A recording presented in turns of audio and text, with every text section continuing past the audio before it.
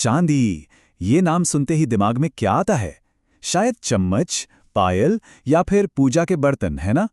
लेकिन सोचिए, अगर यही चांदी आज एक नए ग्लोबल वॉर का मैदान बन गई हो तो? जी हां, जो चीज कभी हमारे घरों की शान होती थी, वो आज दुनिया भर में एक जबरदस्त खींचतान की वजह बन चुकी है। तो चलिए सीधे मुद्दे पर आते हैं। आंकड़ा देखिए, 250%, वो भी सिर्फ एक साल में। ये कोई छोटा मोटा जंप नहीं है, ये तो आसमान छूने वाली बात है। और यही वो पहेली है जिसे आज हम सुलझाने की कोशिश करेंगे। इसी बात पर एक बड़ी मजेदार, बल्कि यूं कहें कि सच्ची बात कही गई है कि इन कीमतों को समझना है ना, तो पहले एक रॉकेट खरीदना पड़ेगा ताकि उन्हें आसमान की तरफ बढ़ते हुए देखा जा सके। मतलब रफ्तार इतनी तेज है कि यकीन करना ही मुश्किल है।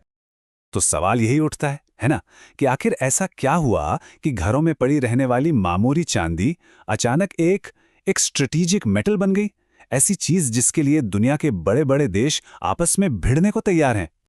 चलिए जरा इसकी तह तक चलते हैं। इस कहानी में दो बड़े खिलाड़ी हैं, दो ताकतें। एक तरफ है सप्लाई, जो सिकुड़ती जा रही है, मतलब जबरदस्त कमी, और दूसरी तरफ है डिमांड, जो रॉकेट की तरह बढ़ रही है। और जब ये दोनों ताकतें टकराती हैं तो मार्केट में भूचाल तो आना ही है। तो पहली ताकत को समझते हैं, सप्लाई पर लगाम। ये देखिए, दुनिया की करीब 65% चांदी कहाँ बनती है? चीन में। और खेल यहीं से शुरू होता है। चीन ने क्या किया? 2027 तक इसके एक्सपोर्ट पर लगा दी रोक। मतलब दुनिया के बाजार से चांदी का एक बहुत बड़ा हिस्सा गायब हो गया अचानक। अब आते हैं कहानी की दूसरी ताकत पर, यानी डिमांड पर। देखिए, चांदी के अब दो चेहरे हैं। एक वो पुराना चेहरा जो हम सब जानते हैं, चम्मच, गहने, पायल, और एक है इसका बिल्कुल नया मॉडर्न अवतार, इलेक्ट्रिक गाड़ियां, एआई का हार्डवेयर, सोलर पैनल्स। और सच कहूं तो सारा खेल इसी नए चेहरे ने बदला है। तो ये नई टेक्नोलॉजी की भूख है कितनी? अंदाजा लगाइए, एक इलेक्ट्रिक कार की बैटरी में 1 किलो तक चांदी लग सकती है। एआई को अपना काम करने के लिए, अपने हार्डवेयर के लिए चांदी चाहिए। और सोलर पैनल, वो तो बिना चांदी के बन ही नहीं सकते। तो अब ये सिर्फ एक कीमती चीज नहीं रही, ये तो आने वाले कल की टेक्नोलॉजी की रीढ़ की हड्डी बन गई है। तो इसका नतीजा क्या निकला? ये चार्ट देखिए, सारी कहानी खुद ब खुद साफ हो जाएगी।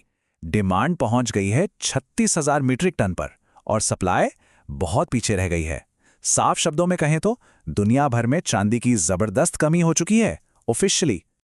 अच्छा, जब भी किसी चीज की डिमांड इतनी ज्यादा हो और वो चीज मिले ही नहीं, तो क्या होता है? भगदड़ मचती है ना? ठीक वही हो रहा है। पूरी दुनिया में एक तरह का सिल्वर रश शुरू हो गया है। जिसे देखो वो इस कीमती धातु के पीछे भाग रहा है, किसी भी कीमत पर। और ये पागलपन सिर्फ एक जगह नहीं, हर जगह है।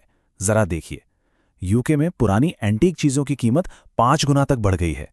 अमेरिका में टेक्सास की रिफाइनरियां 24 घंटे 7 दिन काम कर रही हैं। और अपने भारत में लोग घरों में पड़े पुराने बर्तन निकाल कर बेच रहे हैं, जिन्हें शायद कल तक कबाड़ समझा जाता था। और अगर आपको इस कमी की गहराई समझनी है तो ये किस्सा सुनिए। लंदन का जो बुलियन मार्केट है वो इतना सूख गया, मतलब इतना खाली हो गया कि डिमांड पूरी करने के लिए चांदी को समुद्री जहाज से नहीं बल्कि हवाई जहाज से लाना पड़ा। सोचिए, क्योंकि मार्केट के पास इंतजार करने का वक्त ही नहीं था। लेकिन एक बात है, जब भी ऐसी भगदड़ मचती है, ऐसी हताशा होती है, तो एक और चीज पैदा होती है, धोखा।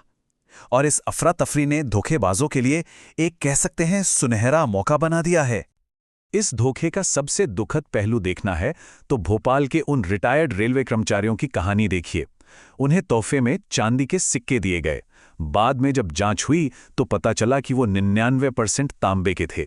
ये दिखाता है कि इस पूरे खेल में आम इंसान कैसे पिस रहा है। और एक बड़ी अजीब सी विडंबना भी है इस सब में। एक तरफ तो देशभक्ति और राष्ट्रवाद की बड़ी बड़ी बातें होती हैं, और दूसरी तरफ लोग जॉर्ज, विक्टोरिया जैसे अंग्रेजी शासकों के नाम वाले नकली सिक्के खरीद रहे हैं। ये दिखाता है कि बाजार में कितना ज्यादा कंफ्यूजन है। तो ये सारी कहानी हमें कहाँ ले जा रही है?